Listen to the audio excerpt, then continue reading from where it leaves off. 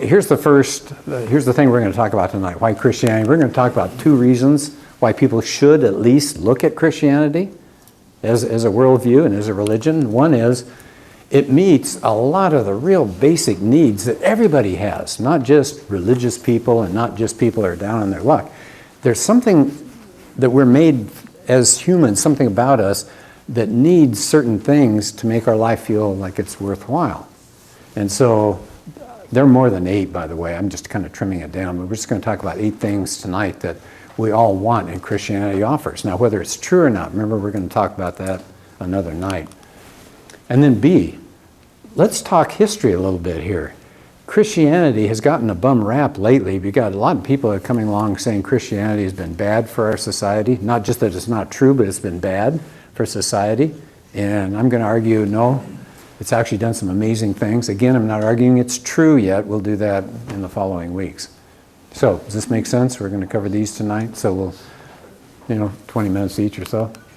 So 8 needs that Christianity meets. So here's the 8. Right.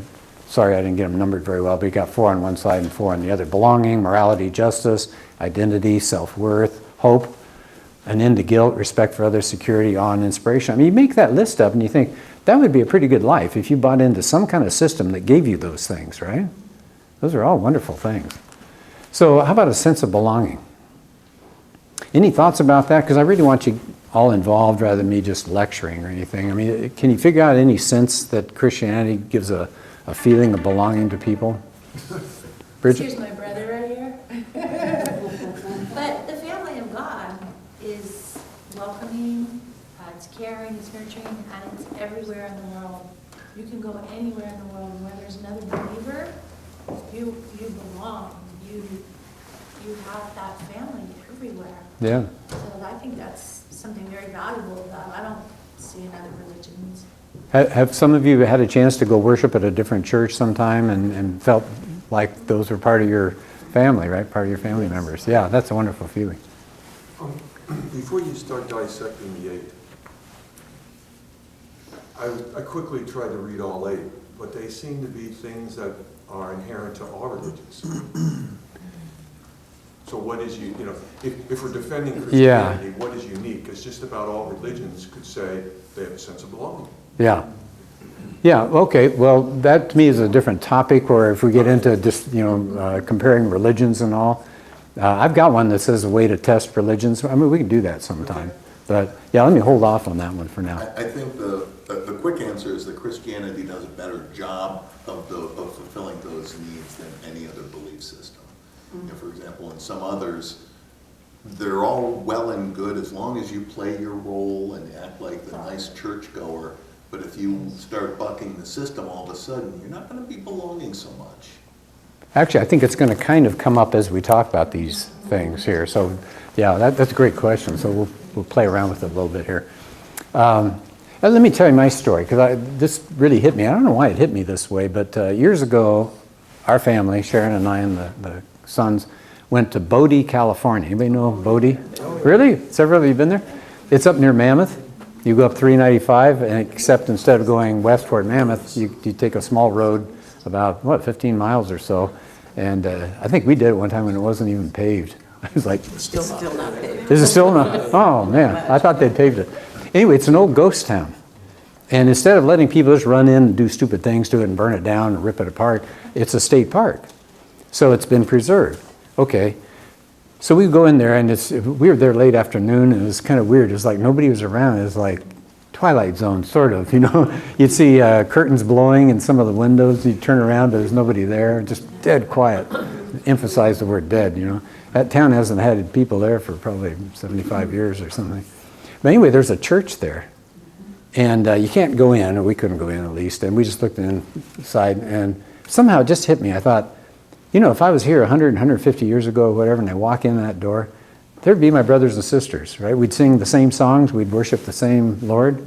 We'd share stuff, right? It would just be perfect. Whereas if I went down the street to, I don't know, whatever else was there, a saloon or something, I don't think I would connect with those people as much as I would have with Christians.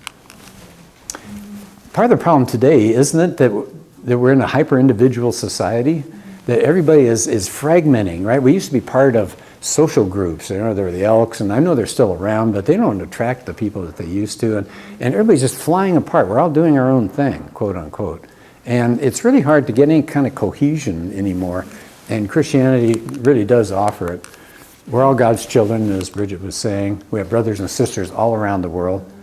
And this is the thing that I think is so great. All I hear today is how great multiculturalism is. Okay, if you want multicultural, go Christianity. It's the widest group in the world as far as finding them. We look in this country and we say, I don't know, Christianity looks like it's kind of flat. You know, it doesn't seem to be growing as well. And you see churches sometimes going empty. But if you looked at South America and Africa and Asia, it's booming. I mean, the estimates that China is going to be more and more Christian, which is going to be interesting. You know, what's going to happen? They're going to try to throttle it more? They tried that in 1948, right? When the communists came in, they said they kicked out all the Christian missionaries. They said, that took care of Christianity. Oh, no. And then all the local indigenous people took it up, and it's done very well.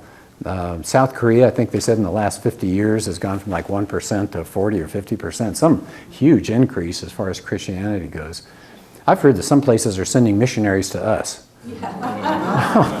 That hurts, but I'm glad they're that fired up. So we are the world's largest multi-ethnic group. How about morality and justice?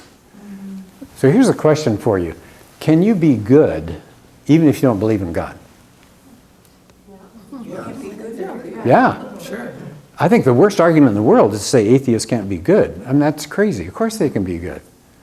You just look at something and you say, that's wrong, I'm not going to do that, or that's right, I'm going to try to do that, I'll give money, whatever. So no problem, right? You can be an atheist, right? Completely rejecting the idea of God. You can still do good things. But here comes the question. Can you have a moral obligation without God? In other words, can you tell others? You look at somebody doing something wrong and you go to them and you say, hey, knock that off. What are they going to say to you? Huh? They're going to say, who are you? Well, I just think what you're doing is wrong. It's hurting people. So? Right? Would that have gone over with Hitler? Hey, I don't like what you're doing to Jews. So? Says who? So if you don't have a standard that's here, if it's here, who cares what your standard is? Somebody else has a different standard. Everybody's got their own standards. But Christianity says, no, there's morality and there's true justice. There's a straight line out there that you need to adapt to. Do you know who Rachel Den Hollander is? Does that name ring a bell? She was the one she was on the U.S. Olympic gymnast team, and she had that awful coach that was sexually molesting all these girls. Do you remember that? It was awful. She was the first one to testify in court, and she looked at that guy, Larry, I forgot his last name, she said, was it? Nasser. She said to him, Larry, I can say what you did was evil because the straight line exists. I mean, do you see what she was doing there? She was saying, well, that's just Larry's way of doing things. No, Larry can't say that, and she's not going to say that. She said there was a line out there, right? There was good things to do, there were bad things to do, and he was on the wrong side of that line. So that's beyond us. That's a standard beyond us. By the way, the Nazis tried to get away with this at the end of World War II. They said, who are you to judge us just because you won the war? And what they have to say in the courtroom, the prosecutors had to say, you in your own society, you did what was right, but what you thought was right, but there's a standard beyond you, right? And you broke that law. Bridget? And I think too, like the standard with the Bible is that it never changes. It's never, some years this is right.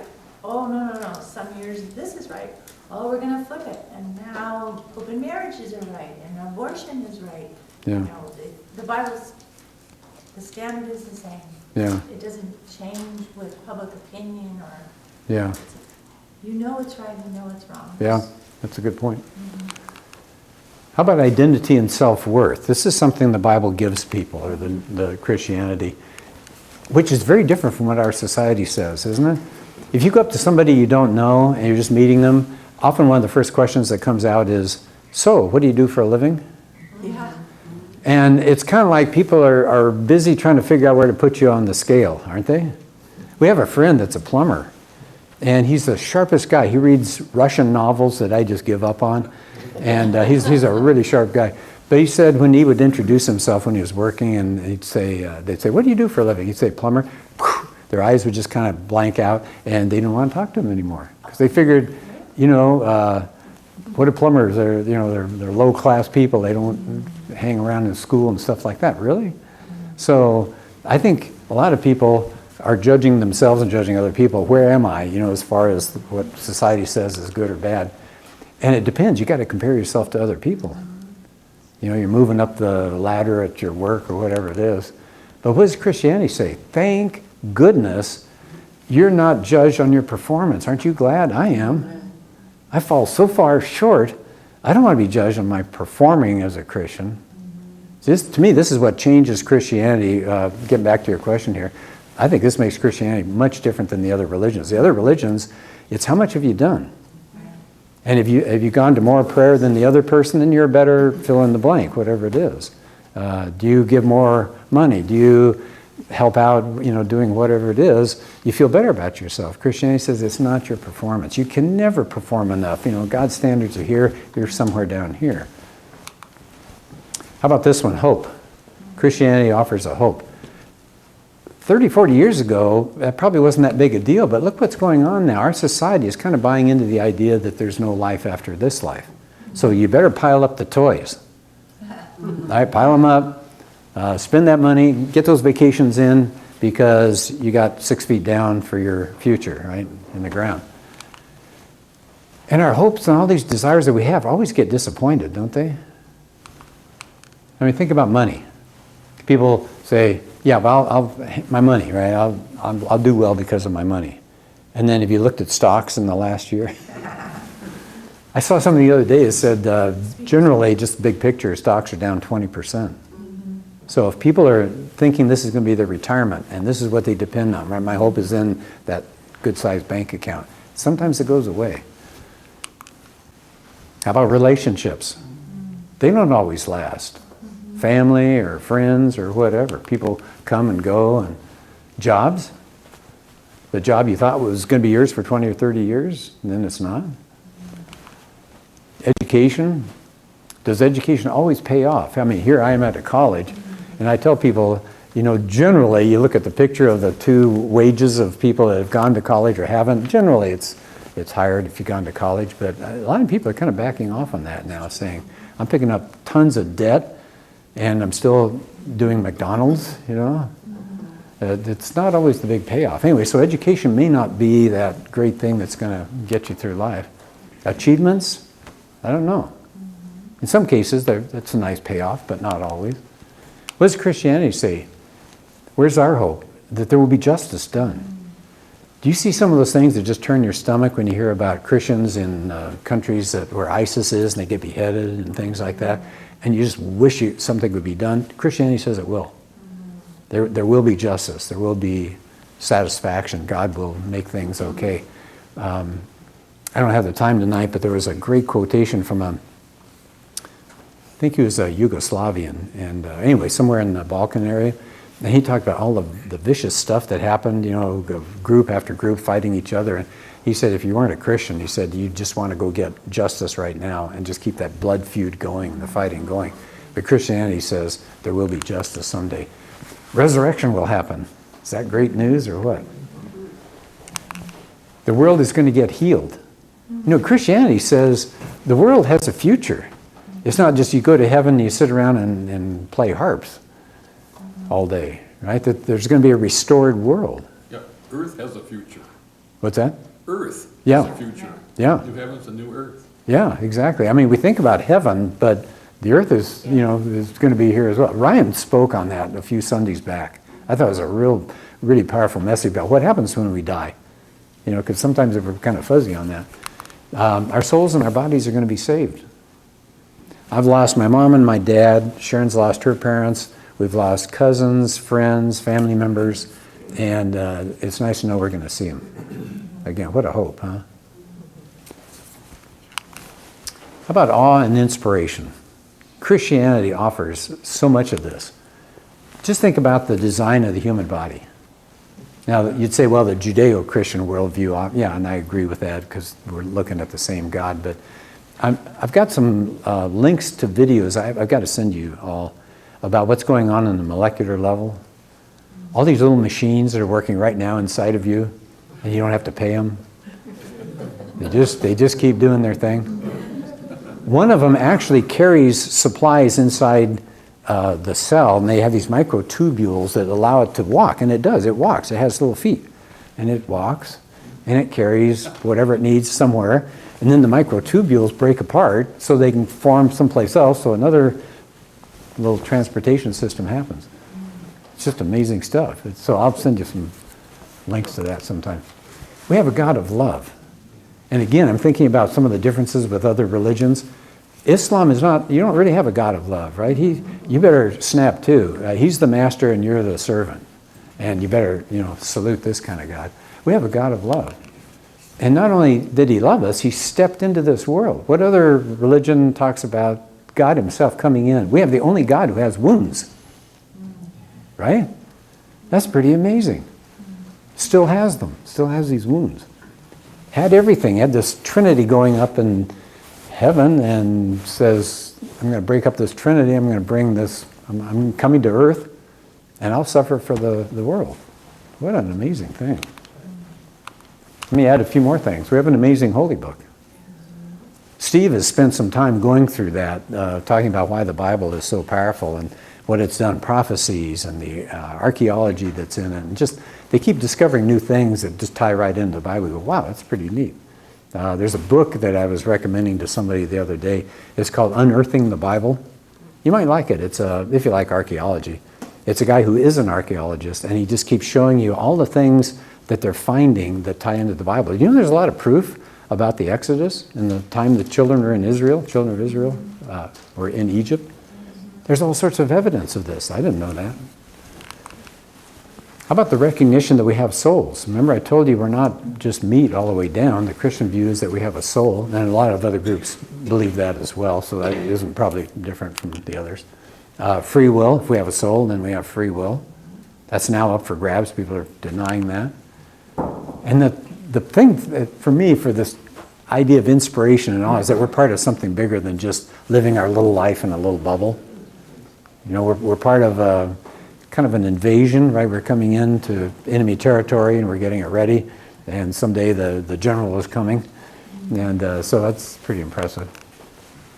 How about just the inspiration that's been done in the name of Jesus in all sorts of areas of music or poetry or art?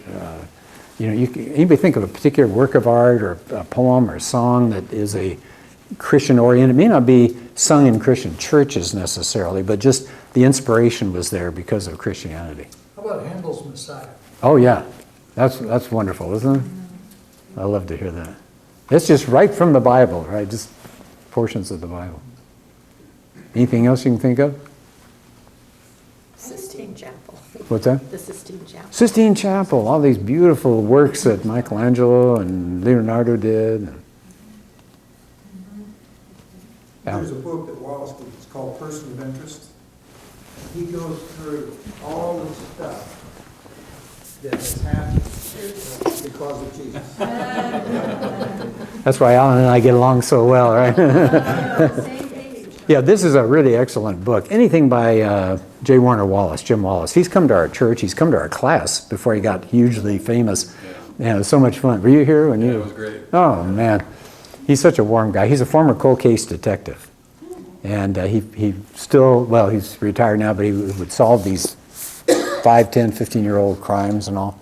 So he came to Christianity late in life as an adult, and he started using those skills to look at the Bible and things like that. So this is his latest book.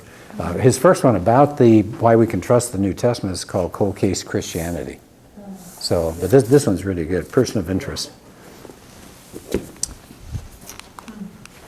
How about this? Here's another good thing about Christianity. It offers an end to guilt. Greg Koukl, one of Steve and my favorites, our favorites, Greg Koukl says when he speaks on certain topics, not every topic, but he says, in front of an audience, he'll say, I know something about you that you don't think I know. And he pauses, he says, I know you all feel guilty. He said, because I do too. He said, we have, okay, I'll put it up here. We can't even live up to our own standards. Forget the 10 Commandments. People always say, well, I try to live by the 10 Commandments. Yeah, how's that going for you? And then forget the 10 Commandments. We have our own standards, right? Our own things that we say, I'm never going to do that. I really shouldn't do that. I should do that. And we don't do those things. We go, oh, man, we fall short of our own standards. So we get money spent in drugs or counseling. I mean, nothing wrong with counseling, by the way, but I'm just saying if that's the only place we go, we're kind of missing out. Christianity says it's forgiveness. Christianity offers forgiveness. Other religions, again, thinking about some differences here, other religions, you better work for it. You're not granted forgiveness. Those scales got to be weighed, right? And you got to pile up more and more of the good stuff to offset the bad stuff. And for example, Muslims have no idea whether they've really done enough. Even on their deathbed, they're not sure. And they're not the only ones. There are a lot of groups like that. How about number 7, respectful treatment of others? Where do you think I'm going with this? I mean, we all try to be respectful of other people, but what is there about Christianity that pushes this idea of respect? Love your neighbor. Love your neighbor. Made in the image of God. Made in the image of God, right? And again, think about, well, I'll put it up here, but we got a lot of hostility that's out there in our world today, right? Unfortunately, we see it all the time. But what does Christianity say? It's not based on what you're doing. If it was based on what you're doing, you could look at somebody else and say, what a schmuck, I'm doing way better than this person. I've donated more time, I've donated more money, I'm moving further. Thinking of Scientology, I'm further on that bridge, they call it the bridge. You got to work your way up, OT1, OT2, OT3, and all you have to do is spend $500,000 or so, and you can be far advanced over these other poor people starting out there. But Christianity says, no, it's not your works. You're never going to do enough works. So there should be no pride. Now, do you meet Christians that are full of pride? Yeah, but I'm just saying that we're talking the basics here tonight. Actually, others who are not even Christians may be better people than us, right? They may do far nicer things than we do. I like this. Somebody once said, yeah, you know what Christianity really is? One beggar telling a bunch of other beggars where the food is. That's good. Isn't that a good way to think about it? The food's out there. It's not that we're preparing the food, right? Somebody else has got the food ready. We're just trying to tell everybody else where the food is. And again, the idea it's multicultural, so why would we feel superior? Somebody in Nigeria is a Christian, they're our brother or our sister. Trace. Along the lines of respect, we're seeing a shift in the concept of tolerance. That, the Christian concept of tolerance is be critical of ideas but respectful of people. Again, Imago Dei. That if this idea is harmful, if there's no merit, to be able to say, I think this is nonsense. Let's sit down over some coffee and talk about it. But since then, instead of being critical of ideas and accepting of people, it's the other way around. To be accepting of ideas and critical of people. You better believe every cockamamie idea I come up with, accept whatever I think, or else I will crucify you. Yeah. I'm going to make life difficult for you. Which we see on Facebook and other places, don't we? We already covered this, but the image of God, right? Number 8, go ahead, Bridget. And also that, Christians aren't perfect, but we are forgiven. So Yeah. we have forgiveness, so that guilt and shame. Oh, yeah, yeah. Yeah. Michael? One more thing about the previous one. Human rights are in the Bible. I mean, we're created in the image of God. And so human rights are there, women's rights. Right. Everyone has a right because life is precious and valuable. Yeah. And paganism doesn't recognize that at all. No, in fact, we're going to cover that in about 5 minutes. That's a good point. What about security? Think about the things that people depend on, and have we ever been let down on those things we depended on? Yeah. But what's the Christian security depend on? Anybody know this old song? On Christ the solid rock I stand. Dun, dun, dun, dun. Okay. So on Christ the solid rock I stand. I like this verse. This is from Psalm 18. The Lord is my rock, my fortress and my Savior. My God is my rock in whom I find protection. He's my shield, the power that saves me, and my place of safety. there's real security there. Okay, so that's the first of the two tonight. The second one is shorter, in case you're wondering. We're not going to get out of here till 9:30. No, we will, 8 o'clock we will knock off here. But anybody have a question or comment on Dave? You said on the one hand, justice will be served, so no one's getting away with anything. And on the other hand, you said it's not about works or what we do. How do you square those two? Well, I'm talking about justice for the people that are doing things that are wrong. So if I, as a Christian, am doing something that's wrong, justice will be served to me. And yet, if it's not about my works, then justice won't be. Oh, go ahead, Alan. Don't mix up salvation and justice. So a lot of people put those together and they think, well, if you're a bad person, you won't go to heaven. Well, that's about salvation. It's not about what you're doing. So God tells you that, you need to stack up treasures in heaven. Well, he's talking about rewards that are going to be there. And if you're not stacking those up, well, they're not going to be there. You're still going to be in heaven. But there's something going on in the judgment process in heaven. It's just he's taking capital punishment off the table. That's what the salvation part's doing. Yeah. Yeah, so there's what's called the day of the Lord. It says for some people it's going to be a dread and a terror, where all the wrath is poured out, and there's these bowls mixed with the prayer and the blood of the saints. That's going to be poured out in wrath all the way to the dregs. So, people are going to get what's coming to them, eternally, but, if you're in Christ, you'll be okay, and that's kind of, the way we have to see it. Tell me your names. I think you two I'm came Steve, in. this is Jackie. I emailed you. Okay, yeah, thanks. Tracy? I think I know where you're coming from, because Christians do bad things as well. As Gary said, we have our own standards that we violate. I think the difference is that, when we are,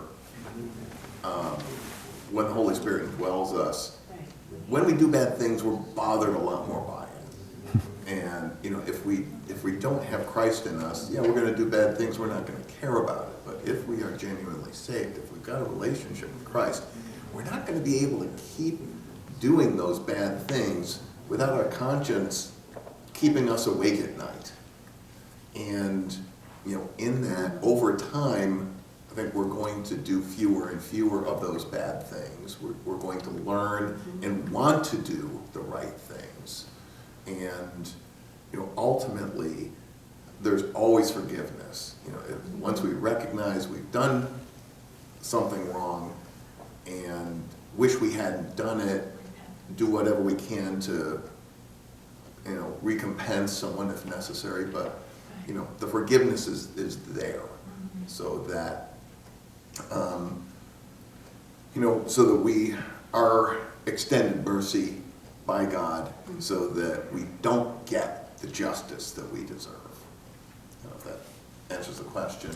I think it's really important that people, Christian or not, understand that it's not about being good. It's about being forgiven. And because no one is good. We cannot be good. We don't understand what good is unless we just examine the life of Christ. And so, although we try to please our God as Christians in doing the right thing, we won't. We'll do something. But then, like Tracy says, that forgiveness is there. And when we're witnessing to those in the world who are trying to earn their way by being good, we need to make it clear that it's not about that. It's about being forgiven. Yeah. To his point, I always thought God was pretty smart in this one area. He gave us free will so we do stupid things so we know what the good things are. Because if we lived a life where you couldn't do anything bad, you'd never know what good was. Yeah, you'd be a puppet. Right? Yeah. So his notion was, I'm going to give you free will. Don't mess up. Because that then teaches you what the good things are, as long as you repent. Yeah. So to your question, to your point before, that's part of the plan, is to do stupid things. But then he gave us his word that revealed it all in writing. So, I tell you what, 8 o'clock we can continue this, okay? But some of you have to go, and I got one more section I need to cover here. But this will go faster. I just want to focus on what has Christianity done as far as differences that it's made over our society and the world? So how about on the value of human life? And I think Michael brought it up a little bit earlier. What was life like before Jesus? One word, cheap. Slavery and suicide and children, you had Romans putting their kids out on a hillside if they don't want to have that baby. Just let the baby die. The elderly weren't treated well. I mean, it was an awful view. And by the way, there's actually two good books. I just want to mention these and then I'll move along here. But this has a new title because this could be misconstrued. It's called Under the Influence. Okay, they've changed it. It's now called How Christianity Changed the World. And he covers chapter after chapter of the way things were like under the Romans, under the Greeks, even the Jewish world. And then when Christ came along, everything changed. So this is a little heavier reading. It's a pretty good sized book. If you want a little simpler one, D. James Kennedy had a book out called What If Jesus Had Never Been Born? And he covers the same kinds of things. So anyway, it'll cover some of these things that we're doing up here. Christianity says, and we've covered this already, we're made in the image of God. We shouldn't be mistreating people. Now, have Christians mistreated people? Yes, of course. But it's in opposition to what's being taught in Christianity. How about the impact on education? Well, before Jesus, sure, some people got educated. I mean, we've got Plato and you've got all these sharp people. But you had to be pretty high up to get any education at all. Otherwise, just go work or be a slave or something like that. So what happens with Christianity? It fostered literacy. Christianity is not opposed to education. It's not anti-education. You look at the universities back east, Harvard and Princeton and Yale and all these, they were founded by Christians. Kind of sad to see where they are now, but they were founded by Christians. On the UC, University of California, in their motto, and they may have changed it, but it used to say, anybody know, you ever seen that? Let there be light. Okay, I bet it's gone. But I mean, these universities were founded back in Europe, right? The major universities, Bologna and Paris and places like that, it was Christians that got it going. Martin Luther was huge on education. He wanted people to read. He wanted the kindergarten to get started and small, little kids, get them educated. Missionaries, right? They've taken a real beating over the last few years, but missionaries taught literacy to millions of people. How about our civil liberties? King Alfred, way back, over 1,000 years ago, he based his laws on the Bible. Magna Carta drew on the Bible. Reformation, Bible covenants. Our American Revolution is actually known in many circles as the Presbyterian Revolution. Right? They wanted civil liberties, and it was the Presbyterians that were really fomenting this. And freedom's all over our Constitution. Right? It separated the powers so that people had more freedoms. And that was apparently, I think in Judges, they talked about splitting power up like that, and so they got some of their ideas from that. How about impact on science? Again, the modern view is somehow that Christians are anti-science. No, terribly wrong. There were two books that came out in the late 1800s, and they started this idea that Christianity tried to suffocate and hold down science, right? And it's only once they threw off Christianity that science was developed. That's the story. You ever seen the latest edition of Cosmos on television? Remember there's the old series with Carl Sagan, billions and billions. Okay, so there's a new series that had, I lost the guy's name, Neil deGrasse Tyson. Yeah, one of the things in there, one of the episodes, does this whole story that the church hated science and killed anybody. I mean, that's just the message that they've got out there. It just makes your eyes roll back. Modern science came out of the Judeo-Christian heritage. Yeah, Paul? Yeah, if you go back in history and you study the founders of each branch of science, what people call the father of that branch of science, most of them, by far and away the majority of them, were devout Christians. Wallace has got pages of them, and you're exactly right. And just what you said, Paul, most of the great pioneers of science were Christians, not opposed to Christianity. And here's something I thought was really interesting. They have studied Nobel Prize winners from 1900 to 2000. Okay, so here's a pie chart. I know it's kind kind of hard to see. What's the religion of Nobel Prize winners from 1900 to 2000? Do you see this big chunk here, about 2/3 Christian?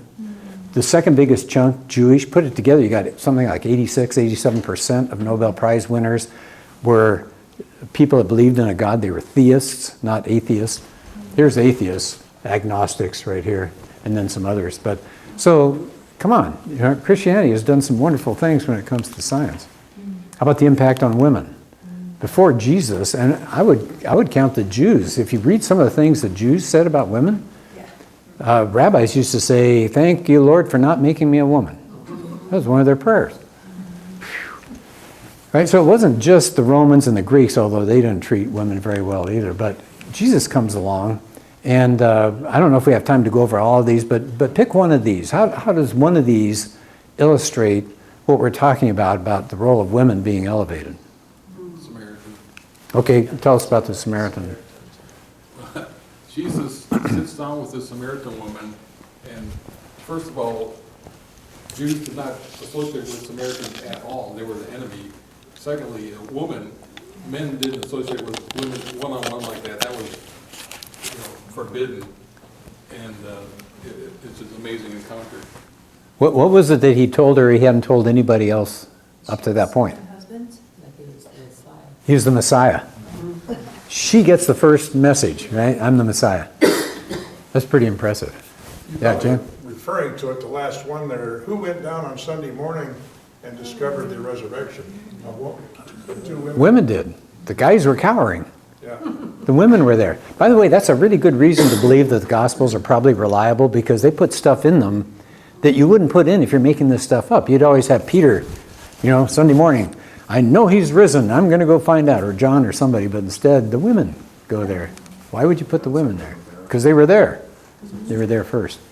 Mary and Martha, do you remember that story? I always get them mixed up, but the one is wanting the other one to come help in the kitchen, and Jesus says it's better for her to sit here and learn. Which is which? Mary sat at his feet. Mary sits at his feet. Mary's doing. Martha was in the kitchen. Oh, okay. I don't know why I always have a hard time remembering that. The early church was very welcoming to women. They taught them just along with the men. They sat there and worshiped with the men. Widows were treated really well. How about free enterprise, the work ethic? 10 Commandments says private property is okay. And for Jesus, honest work, really? No thanks. Get a slave. Go take care of that, right? So the slaves did all of the heavy lifting. But you've got something that's literally true, the Protestant work ethic. Protestant, think of John Calvin. It was okay. In fact, it was a way to honor God, to do work. God allowed that. He wanted that. Whether you're a cobbler or a farmer or whatever, your work is glorious in God's eyes. Perfectly okay to work. You think about when economies have come along and tried to ignore human nature and all, and they try to do these planned economies, do they work well? No. I teach literature, and so I've had the students read William Bradford, the Plymouth plantation guy, right? So he was the first one of the first ones here. So when they first set up the land, they did it as a communal thing. They said, okay, see all this area here? See you at 8 o'clock, bring your hose, get to work. And somebody looked at that and went, I don't know, let somebody else do it. And it started to fall apart. And finally they said, split the land up, and that's yours, your family, whatever it is. You work that, and if it doesn't work out, that's on you. And so they split it up, and all of a sudden everything flourished. And Bradford said, what was I thinking? It just didn't work out to have this kind of planned economy. Because it doesn't buy into the fact that we're sinful, right? That's the Christian message. We're broken. And you're really going to just say people will have this good nature and they'll go out and do these wonderful things. Nathaniel Hawthorne, another author, he for a while lived at a place called Brook Farm. And it was a gathering for intellectuals who are all going to work together and talk about great things, but raise crops and all. Well, you can guess about day 2, somebody said, I'm not going outside, it's hot. I want to sit here and talk philosophy. So nothing happened. The whole thing fell apart pretty fast. How about arts and music? Christianity has had a huge impact. Think about poems and songs, and think about these authors. And I just put a few. I mean, there are dozens. Again, Person of Interest talks a lot about that. That's not Paul Bunyan, by the way. Different Bunyan. That's C.S. Lewis, right? C.S. Lewis, what an amazing guy. He's been dead since 1963, and his influence is still so powerful. People are still picking up Lewis and being saved and changing their lives, and we had the Chronicles of Narnia series that he did. Just amazing. Paintings, architecture. I just put a couple of pieces of art there. I mean, think how much art has been influenced by Christianity. That's the Pietà by Michelangelo, Last Supper. I don't know what he fooled around with some kind of system, and he put wet paint up against plaster or something, and it didn't last very well, so it's unfortunate. It doesn't look as good as it did. Resources, I'll send this to you. You don't need to take any notes on this, but I already mentioned some of these books. I did want to say something toward the end of class here about a resource that you're certainly welcome to check on. I put some flyers over on that table there. By the way, feel free to grab some food and snacks and stuff. But I'm head of something called San Diego County Apologetics Network, SDCAN. And if you find this kind of stuff interesting, but coming out on a Thursday is a hassle, or you'd like to know more than what we're going to cover, we have a curriculum that you can go through, an apologetics core curriculum. And it covers things like different religious groups, science and Christianity, church history, tolerance, the problem of evil, what about those who've never heard of Jesus, et cetera, et cetera. So it's free, and it's something you can just, I send you all the information, I send you a book, a PDF, because postage is crazy, but I send you a book and questions and a curriculum, and you do it and sit there in your jammies. And you can either watch videos, you can listen, you can do podcasting, you can read, so it's whatever method of learning you're good at. So if you want to check on that, or you think somebody else might be interested in that, you're welcome to pick those up. And then something else that I put together, Manual Faith has been so great to back up our apologetics program. If you ever see Ryan, our lead pastor, Ryan Paulson, and Josh Rose is the one who's head of our particular program here, thank them, because they are very big on apologetics. They love it. So I said, well, what if I put together just like a short booklet that covers some of these things we're talking about in here, just the basics that people might be curious about or want to hand to a friend or something. They said, sure, go for it. So it's only 4 or 5 pages here, but it's just on apologetics. And again, it makes a real quick, easy introduction for somebody that may not know a lot about it. So those are sitting over there as well.